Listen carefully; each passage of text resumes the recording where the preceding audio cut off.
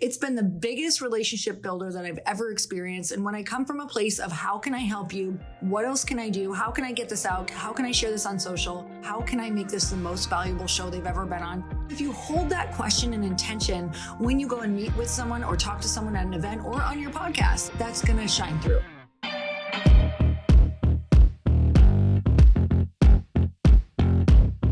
And we're back with another episode of He Said, She Said. And before we get started, guys, we have like two, maybe three, I don't know, I didn't look, seats left for the dinner series in Beverly Hills, May 30th. Literally hit pause right now if you want to plug in and change your network, up-level your network to a really, really, really advanced network over freaking night. Like literally in one half day and one night, you'll leave with so many new connections that you've been looking for. I promise. So if you want to be there in Beverly Hills, May 30th, hit pause and go to chrisharder.me/dinner. Again, that is chrisharder.me/dinner. Okay, so let's get into the episode because it actually kind of has something to do with that. And by the way, we don't mean to always be talking about network, but damn it, it is where our riches come from. And when I say our riches, I mean not just monetarily. Everything. Our relationships, our joy, our memories, answers to what we're trying to do, answers to aging parents, you name it. I can't believe the collection of riches that come from our network. And I guess the reason why we're so excited is we're in Nashville, we're in the hotel, we're about to go jump on the plane. And we just had, what, Lori, 4 days, 5 days? I had 5 days. I had like three and a half, of the best plugging into and expanding our network ever. Yeah, I got here on Wednesday. It's now Monday. I think I've done a total of maybe 11 podcasts, being on interviews and having people on mine. And I met so many new people and got so many answers. So right now, like I came here with the question of who is going to help me run my TikTok shop for Glossy.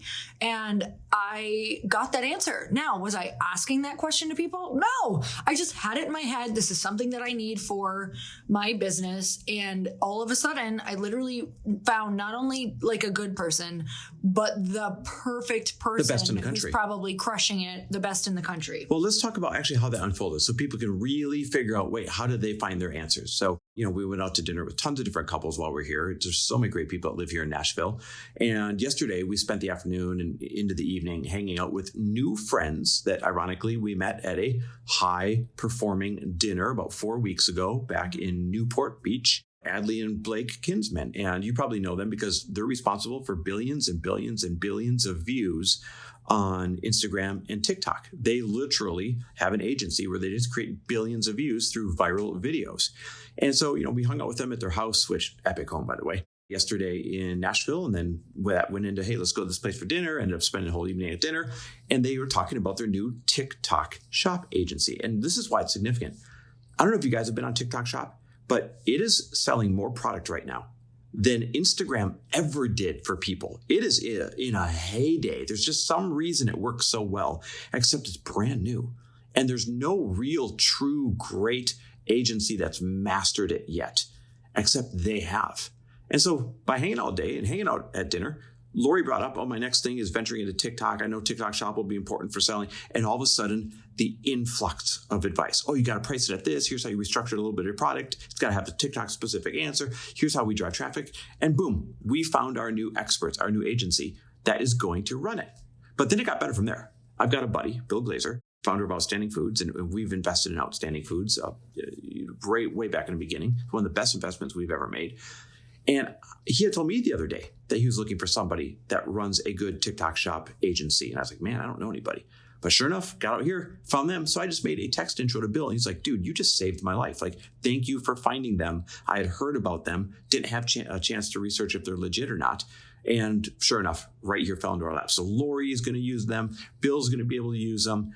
And it's just incredible how easy the answers show up if you are intentionally plugging into, and here's the key, adding value to and properly cultivating a high-performing network. So actually, you had said that we met her at a, like a high-performing dinner. You met her there. I met her at a free networking event that Dan Fleischman put on in Los Angeles that anyone can go to. Elevator Nights. It's called Elevator Nights. And sometimes they come to all different towns. So you guys go follow Elevator Nights or Dan Fleischman. And so, if you're thinking like, oh yeah, but you got into this high-level networking dinner, Yes. And I initially met her at a free event. Yep. Where anyone she could was go on to. stage and anyone could go. And tons of people met her and got to hear what she does. So there's so many different ways to get yourself out there. But I'm telling you, if you're an introvert, like just force yourself to do it. Go get like some main questions for your business in your head. And then as you're entering the room, like just say what your business is and what you're looking for and be interested in other people. Now, here's the key though. Here's the missing piece that you need to find for yourself in order to leverage. It's one thing to have these chance meetings. It's another thing to be able to engage and grow them into true collaborative relationships. And that missing piece, that tool, that ingredient is this. You have to have something of value in order to give to that brand new relationship. So really good example, I make more introductions for, person A that needs something that person B has. I make more quality introductions than sometimes I have time for. But the amount of reciprocal favors and relationships that I have because I solved this one missing piece, this one missing person, this one missing agency for other high-performing friends and acquaintances that need either customers or these people in their life. The number of people that I've done that for is immense. So now there's nothing that when I need something, I can't ask for and have the best of the best there saying, hey, I got a guy. Hey, I got a girl. Hey, I've got an idea. Hey, I've got a solution. So you've got to have something of value to offer. So mine is my network. Now, I've got a good show, good-sized podcast, but Lori has a mega show, a mega podcast. Lori, you use yours to develop and add value to these relationships. Explain how you leverage yours. Well, I leverage mine by using it literally for relationships. And I know that if I have an audience, even when it was small, that I could say, what do you want to get out in the world right now? What are you trying to promote right now? Let's talk all about it. Let's even strategize of how this could be an amazing, like maybe a sales podcast that gets them to go where you want them to go at the end of the podcast. So by growing a platform, I've had something to offer people and a way to meet people and drop into a really deep conversation. Now, some people still have a podcast, but maybe they don't use it as much to build a relationship. I've always come from the place with my podcast where I'm going to be willing to not only ask questions, but I make it a lot more conversational. And I've been told that by doing this, by kind of like, they'll maybe answer one of my questions and I'll give a time in my life where I felt that way. Mm-hmm. Like I'll respond back and be very conversational. I think that this has been a huge key to the podcast where some people just stick to the questions and only ask questions. The person coming on may not ever feel close to you if you're only asking them questions. A conversation, a connection comes because you guys have something in common. And so whenever I find something in common with someone, I tell them. I say it right back to them. Oh, I've been there. I actually had this happen. Now, I don't dominate the conversation. I try to make my part really, really fast. But at the end of all of these conversations, I can tell you 70% of the people are like, thank you for that. Like, that was so much fun. Like, I loved getting to chat with you. Mm-hmm. I loved that conversation. I would love, whatever you need, I'd love to help out or whatever that is. And I can tell you it is because it feels vulnerable to share those things, especially with big guests. But if you view it as a conversation and not as an interview, I think that you're going to establish a relationship much faster. So it's been the biggest relationship builder that I've ever experienced. And when I come from a place of how can I help you? What else can I do? How can I get this out? How can I share this on social? They automatically want to reciprocate. They're like, hey, what do you have? Like, what do you have coming up? You want to come on my show? Or like, maybe I can share your stuff. So I think coming from a place of how can I make this the most valuable show they've ever been on? Don't get me wrong. Of course, I'm probably not going to be the most valuable show they've ever been on. But if you hold that question and intention when you go and meet with someone or talk to someone at an event or on your podcast, like that's going to shine through. So, you've got your podcast that you leverage, and then so you leverage it to get them on, to get the introduction, and then you build a relationship while you're on there, right? That's adding value and having something to leverage. Me, I've got my network. I'm able to leverage it and add value through it. Some people might be like, I don't have a mega show. I don't have everyone in my network. What am I supposed to offer? So you guys, it could be anything. It could be a skill set. Like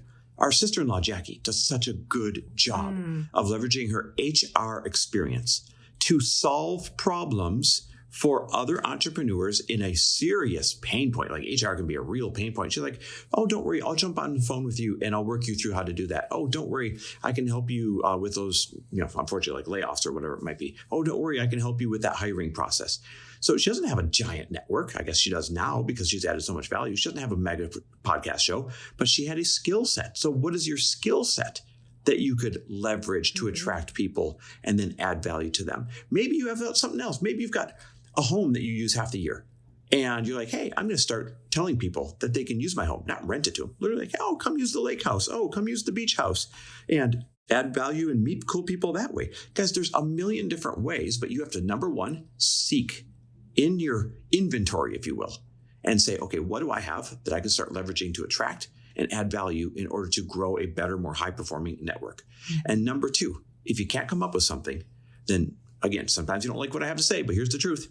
That's not an excuse. It's time to form something. There was a day when Lori's show had 10 listeners. There was a day when my network wasn't full of top entrepreneurs and celebrities. There was a day when Jackie had little to no HR experience.